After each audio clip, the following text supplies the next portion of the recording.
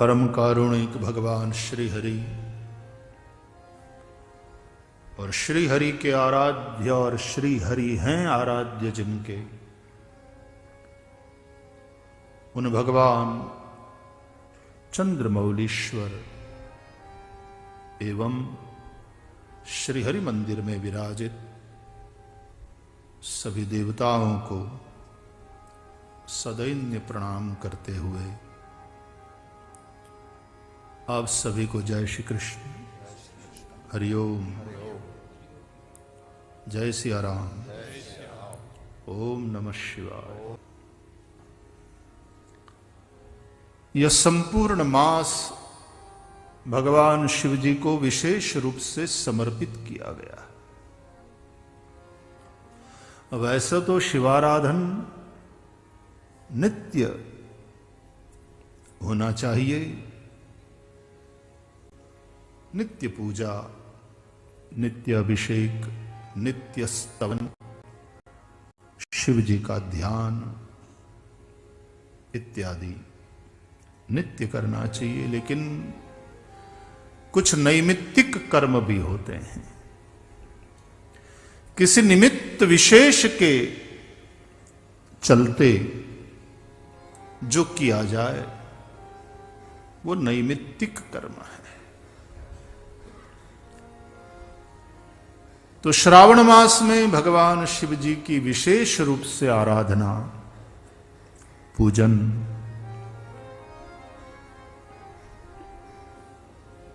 शिव चरित्र का श्रवण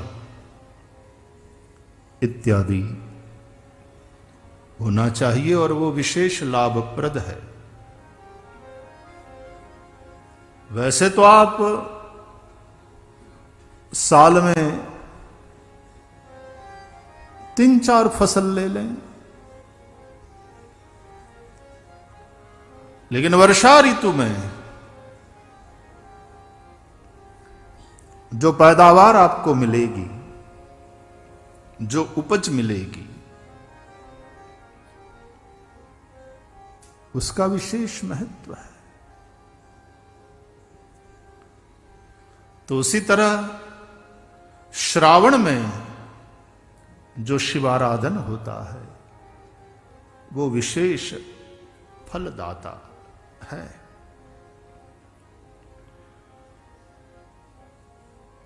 तदनुसार हम लोग नित्य प्रातः समय में शिव पूजन, अभिषेक इत्यादि करते हैं। गत श्रावण में तो मैं पूरा महीना, आप सब लोग तो नहीं थे, हम सब मिल करके, और मैं स्वयं बैठ पाया, पूरा मास अभिषेक इत्यादि हुआ। अब की बार इस श्रावण में हमारे हिसाब से जो श्रावण है उसमें 5 सोमवार लघुरुद्राभिषेक होता है। तो उन 5 लघुरुद्राभिषेक में बैठने का भाव रखा है।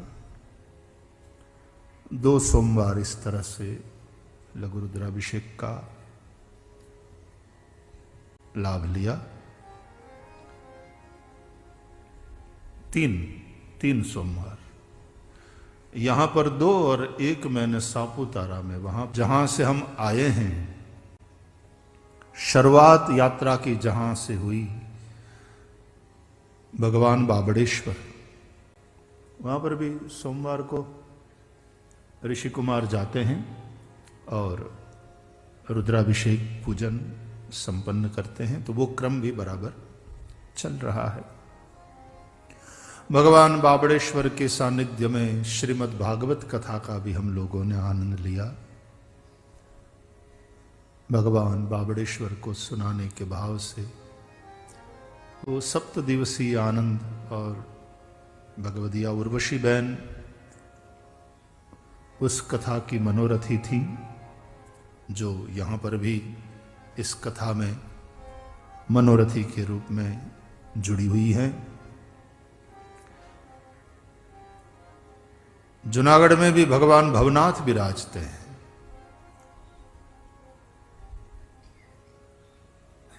गिरी तलेटी ने कुंड दामोदर, त्या मेहताजी नावा जाए। गिरनार की तलहटी में जहां दामोदर कुंड है, देखो जहां भी हर है वहां बाजू में हरि विराजते ही हैं। सोमनाथ है तो बगल में ही द्वारकानाथ है, केदारनाथ है बगल में बद्रीनाथ है, विश्वनाथ है तो जगन्नाथ भी है, रंगनाथ है तो रामेश्वर के पास में विराजे, गोवर्धन नाथ तो वहां पर भी एक लिंगी जी महादेव श्रीनाथ द्वारा के समीप में ही है।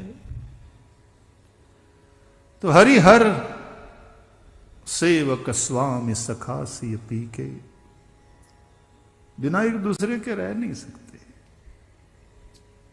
सदा साथ साथ रहते हैं। यहां पर भी हरि और हर भगवान चंद्रमौलीश्वर विराज रहे हैं। तो बाबड़ेश्वर में भी बराबर प्रत्येक सोमवार ऋषि कुमारों के द्वारा रुद्राभिषेक पूजन हो रहा है। और फिर हमारे हिसाब से श्रावण का जो अंतिम दिवस है अमावस्या, वो भी विशिष्ट योग है, सोमवती अमावस्या पड़ रही है। तो उस दिन भी विशेष रूप से भगवान महादेव का अभिषेकात्मक लघुरुद्र भी होगा। और वह उस निमित्त ये एक विशेष जो शिवाराधन का अवसर हमें प्राप्त हुआ है, हम उसका आनंद ले रहे हैं। इस संपूर्ण उपक्रम के वरिष्ठ मनोरथी के रूप में सूचक परिवार, कथा के मनोरथी जो हमारे सभी हैं, वे सब दैनिक यजमान, झांकी यजमान और बाकी सब लोग यहां व्यासपीठ के समक्ष बैठकर श्रवण कर रहे और विज्ञान के माध्यम से जो जहां हैं वहां बैठकर इस सत्संग का लाभ प्राप्त कर रहे सभी हरिहर के प्रेमी भक्तों को सादर प्रणाम। मंदिर है,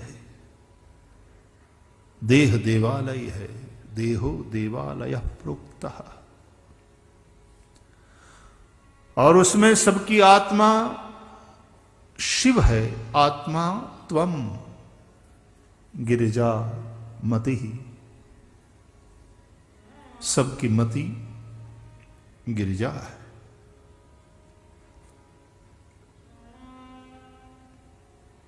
मति शिव में लगी हुई हो,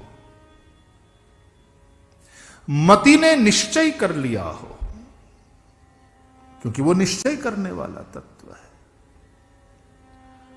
उसने निश्चय कर लिया हो क्या? बोले बरव शंभु नत रहूं कुंवारी, जन्म कोटि लगी रगर हमारी, बरव शंभु नत रहूं कुमारी। कोटि जन्म तक हमारी यही रट है, बरू तो शंकर को। तो शिव रति युक्त जो मति है, शिव चरणों में जिसका अनन्य अनुराग है,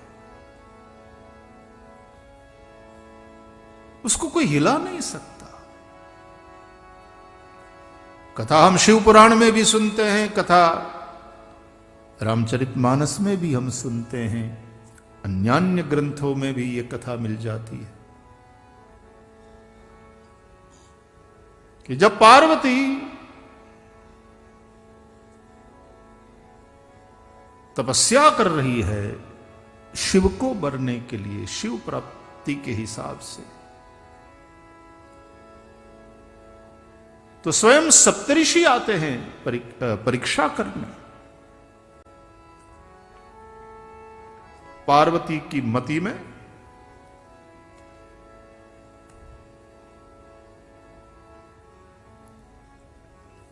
उसको चलित करने के हिसाब से शिव की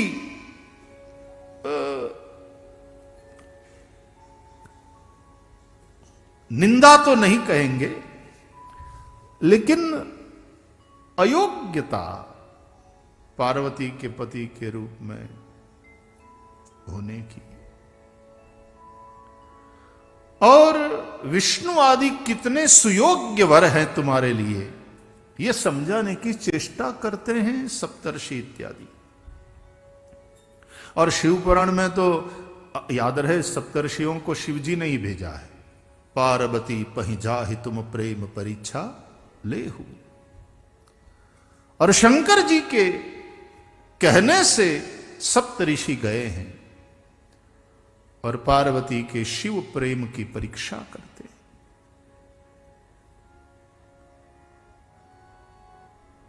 शिव के अवगुणों का वर्णन किया है और विष्णु के गुणों का गायन किया है।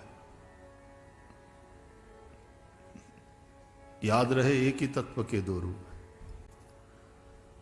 लेकिन भक्त की जिस रूप में रति है, निष्ठा है, वो अनन्य होनी चाहिए। हम कई बार कथाओं में चर्चा किए हैं कि ज्ञान में समानता को महत्व दिया जाता है, लेकिन भक्ति में समानता नहीं, अनन्यता, अनन्यता का महत्व है। भगवान भी कहते हैं अनन्यांश चिंतयन्तो माम ये जना पर्युपासते तेषाम नित्याभियुक्तानाम योगक्षेमम वहाम्यहम्। अनन्यता, सबका आदर, सबका स्वीकार, सबकी सेवा, लेकिन अपने इष्ट के प्रति, अपने प्रियतम के प्रति अनन्यता।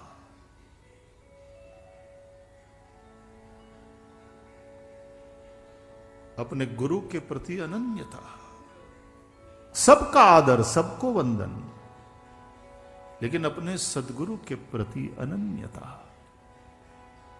भक्ति उसी को कहते हैं जिसमें अनन्यता हो।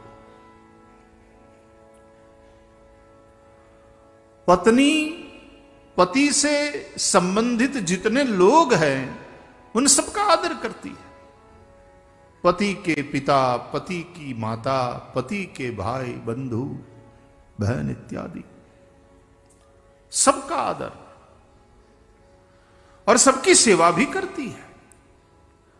और वो इस हिसाब से करती है कि मेरे पति प्रसन्न हो,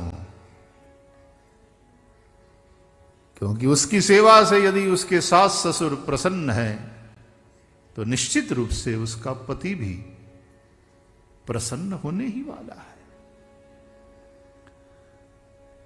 लेकिन ये सब अंत में पति की प्रसन्नता के लिए है।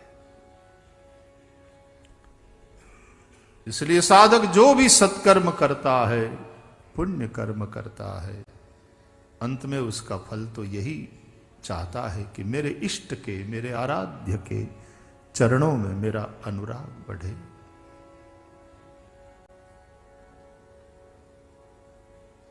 पूजन गंगा जी का करेंगी सीता जी, लेकिन मांगेंगी राम चरणों में अनुराग। हाथ फैलाएंगे तीर्थराज प्रयाग के समक्ष श्री भरत जी, लेकिन उनसे भी याचना करेंगे राम चरणों में अनुराग की।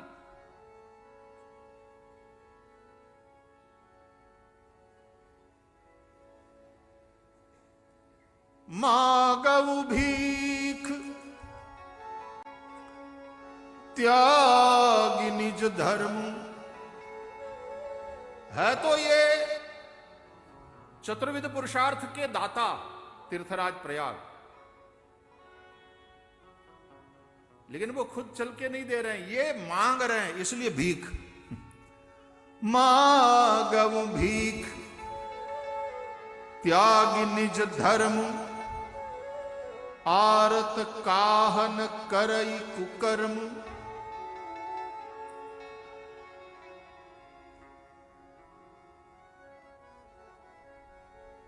दुखी क्या कुकर्म नहीं करता, बुभुक्षितः किम न करोति पापम, क्षिणा नरा निष्करुणा भवन्ति। हम रघुवंशी हैं, हम किसी के सामने हाथ नहीं फैलाते, भीख नहीं मांगते, वो हमारे धर्म के अनुरूप नहीं। लेकिन आज मैं अपने धर्म को छोड़कर, अपनी परंपरा को छोड़कर, हाथ फैलाकर, हे तीर्थराज तुमसे भीख मांगता हूं।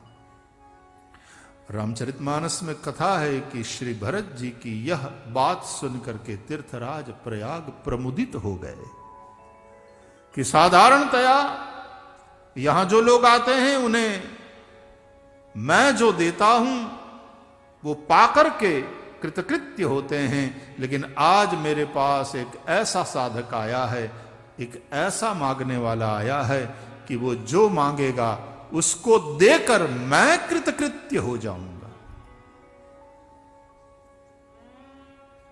और श्री भरत जी ने क्या मांगा? अर्थ न धर्म न काम रुचि, गति न चाहूं निर्वाण। अर्थ न धर्म न काम रुचि, गति न चाहूं निर्वाण। न अर्थ चाहिए, क्रम देखो, सामान्य रूप से हम धर्म अर्थ काम मोक्ष इस क्रम में इन चारों शब्दों को बोलते हैं, कहते हैं, धर्म अर्थ काम मोक्ष। लेकिन भरत जी की बात को सुनो और क्रम देखो। अर्थ न धर्म न काम रुचि, गति न चाहूं निर्वाण। मुझे अर्थ नहीं चाहिए। जिन जिन चीजों को जिस क्रम में छोड़ा है उस क्रम में यहां मुझे ये नहीं चाहिए, ये भरत जी कह रहे। अर्थ नहीं चाहिए, नहीं तो राज्य सत्ता स्वयं चलकर मेरे पास आई थी, मैंने स्वीकार नहीं किया।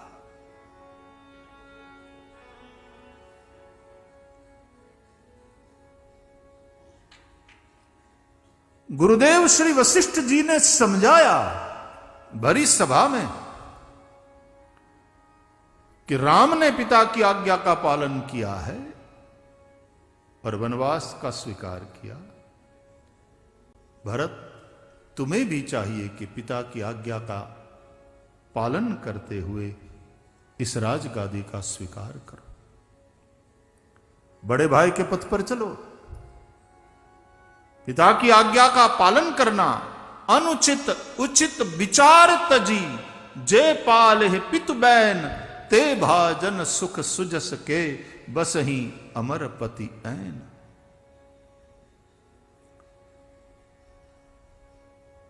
अनुचित उचित का विचार किए बगैर धर्म समझकर जो पिता की आज्ञा का पालन करता है वो इस संसार में सुख और सुयश का भाजन बनता है।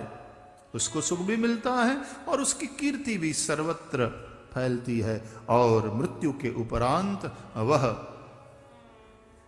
परलोक को भी धन्य कर लेता है। यह धर्म है तुम्हारा। मुझे धर्म चाहिए होता तो फिर मुझे तो नहीं चाहिए था, लेकिन अब गुरु जी ने कहा तो क्या किया जाए। गुरु जी ने समझाया और पिता की आज्ञा का पालन ये तो धर्म है। गुरुदेव की आज्ञा का पालन धर्म है।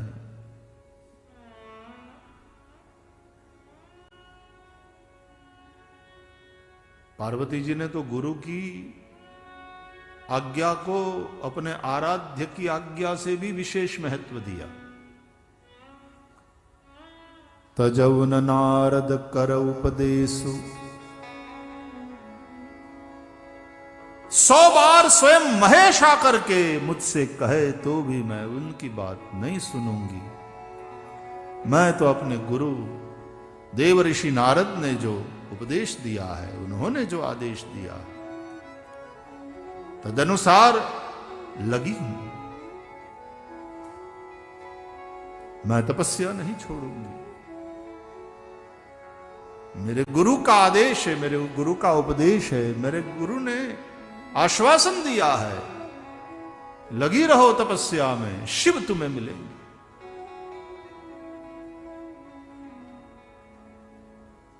तो गुरु की आज्ञा का पालन धर्म है। तो उस हिसाब से मैं फिर राजगादी का स्वीकार कर लेता। सबने समझाया था। माता कौशल्या ने भी कहा था कि पूत गुरुदेव की आज्ञा पथ्य के समान है, स्वीकार करो। नहीं स्वीकार किया। क्यों? न मुझे अर्थ चाहिए, न मुझे धर्म चाहिए। वो धर्म जो मुझे राम के समीप जाने से रोके।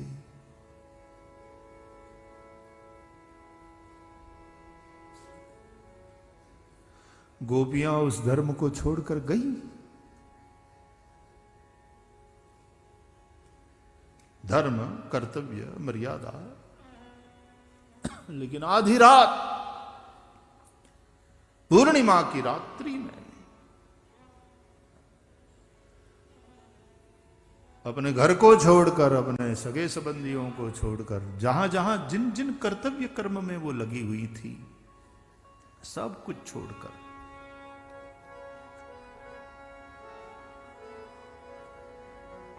अच्छा चलो पति तो अपना काम खुद कर लेगा, लेकिन बच्चों को छोड़कर, सामान्य दौड़ने वाले, खेलने वाले बच्चे नहीं, दूध मुहे बच्चे,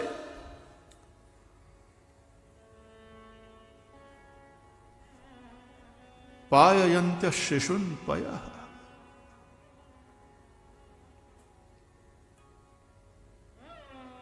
सब कुछ छोड़ करके गई।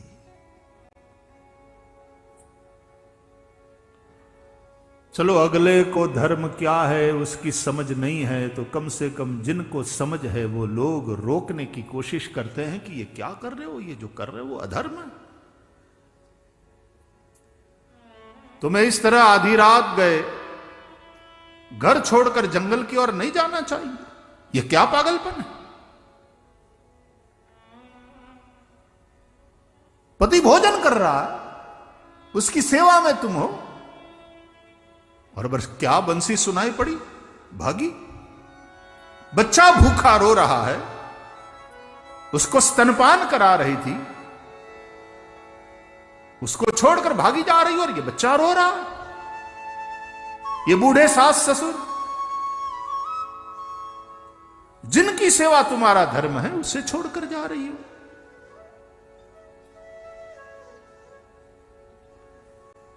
अरे खा रही थी खुद,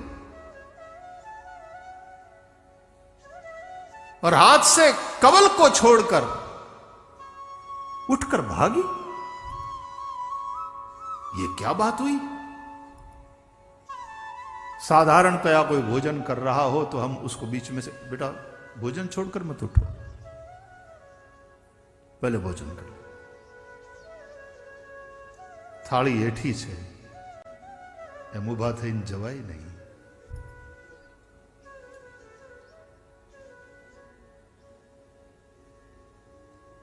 सारी जो मर्यादाएं हैं, नियम हैं, उन सब का उल्लंघन। तो समझाने वालों ने समझाने की चेष्टा करी। तावार्यमाणाः पतिभिः पितृभिः भ्रातृबंधुभिः, कहां सुनी किसी की? छोड़ो, उन सब की नहीं सुनी, लेकिन जिनके प्रेम के चलते उन सब की नहीं सुनी और अपना धर्म छोड़ करके गई उन प्रियतम श्री, तो भी कहां मानी? क्या यह धर्म नहीं था?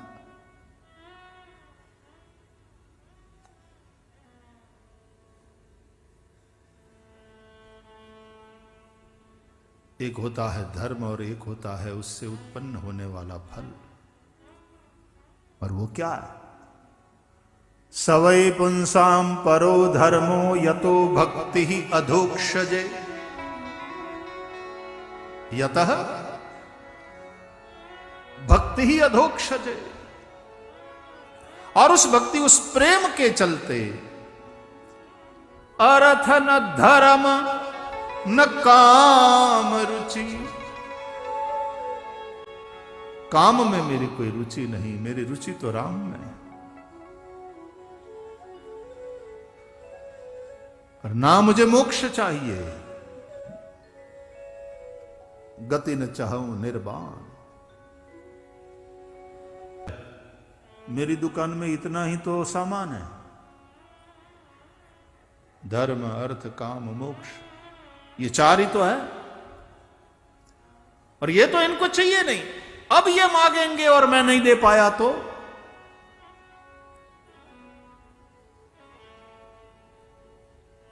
पहली बार एक ऐसा आया है मांगने वाला जिसको देकर मैं धन्य होने जा रहा था, लेकिन अब मेरे पास जो सामान है वो तो इनको चाहिए नहीं। और श्री भरत जी ने तब कहा, क्या चाहिए? जन्म जन्म रति राम पद, यह वरदान आन। जन्म जन्म श्री राम के चरणों में रति प्रेम।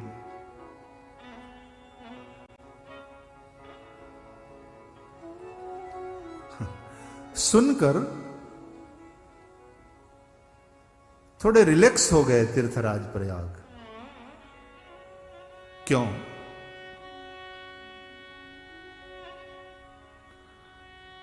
ऐसी बात कि कोई आदमी ढूंढ रहा हो कि भाई मारा चश्मा यार क्या काटे आथे मुखाई यार, चश्मा मारा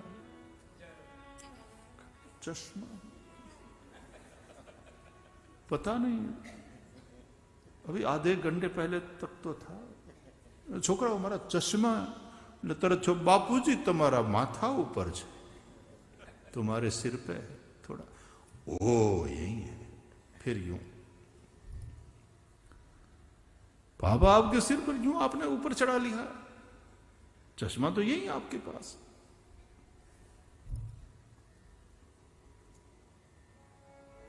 तो तीर्थराज प्रयाग ने श्री भरत जी का दर्शन किया। कैसा है दर्शन? सकल कहाही सराही सराही, सकल कहाही।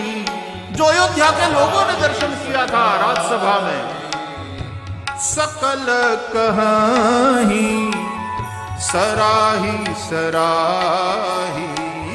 हम प्रेम मूर्ति तनुआही, सकल कहाही सराही सराही, सकल कहाही सराही सराही। राम प्रेम मूर्ति तनुआही, मूर्ति तनुआही, मूर्ति तनुआही।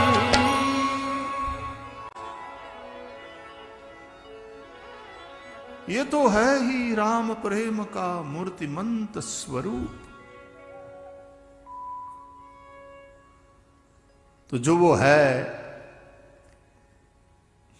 वही वो मांग रहे हैं, प्रेम प्रेम मांग रहा। सच में प्रेम की मांग प्रेम से ही प्रकट होती है।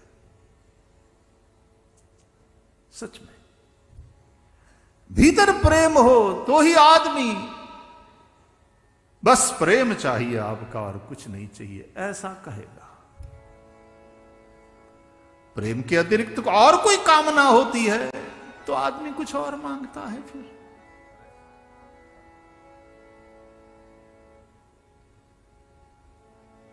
तीर्थराज प्रयाग के समक्ष श्री भरत जी ने बिल्कुल निष्कपट होकर के अपनी बात रखी।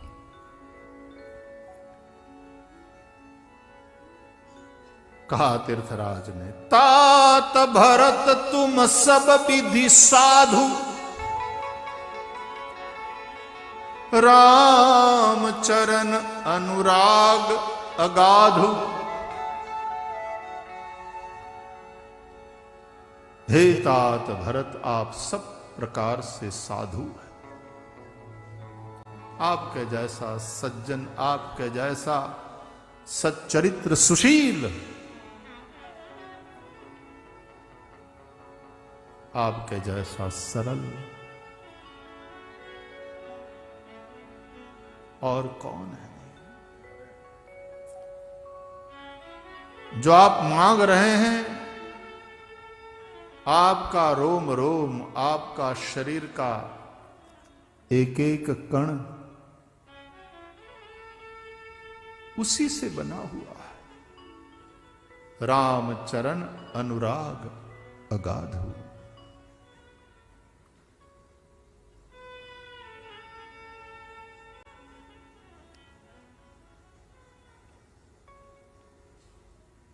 तो धर्म का ये फल है, सवै पुंसाम परो धर्मो यतो भक्ति ही अधोक्षज। लेकिन अब वो सब कुछ छोड़कर जब गई गोपियां, कृष्ण की बात भी नहीं मानी, नहीं सुनी, तो क्या वो निंदा की पात्र हो गई? नहीं, उल्टे गोपियों की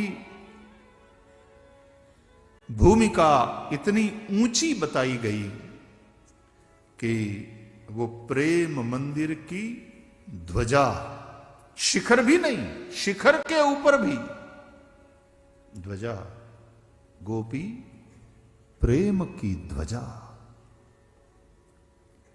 यहां तक कि श्री उद्धव जी जैसे परम ज्ञानी महानुभाव भी वंदे नंद व्रज स्त्रीणाम पादरेणुम अभिक्ष्णशः यासाम हरि कथोद्गीतम पुनाति भुवनत्रयम्। कह करके उन व्रजांगनाओं के चरण धूलि को वंदन करते हैं।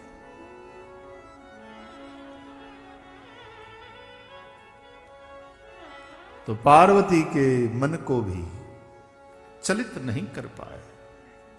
ना सप्तर्षि, उसकी बुद्धि ने निश्चय कर लिया। ऐसी मति जिसने निश्चय कर लिया है शिव के लिए, बरव संभुनत रहव कुमारी, शिव चरणों में जिसकी रति है, ऐसी मति पार्वती। आत्मा त्वं गिरिजामति, उसके निश्चय को कोई बदल नहीं सकता। कोई बुद्धि भेद उत्पन्न नहीं कर सकता। न जनयेत बुद्धि भेदम वाली बात सप्तर्षि भी नहीं कर पाए। और शिवपुराण इत्यादि की कथा के अनुसार तो स्वयं शंकर ब्राह्मण बनकर और ब्रह्मचारी इत्यादि बनकर के आते हैं परीक्षा करने, और पार्वती के समक्ष जो निंदा करते हैं शंकर की, शंकर यानी खुद अपनी निंदा करते हैं। अब क्या कहूं कन्ये, तेरी मति मारी गई। उस शंकर को तू बनना चाहती है जिसके पास शंकर बिना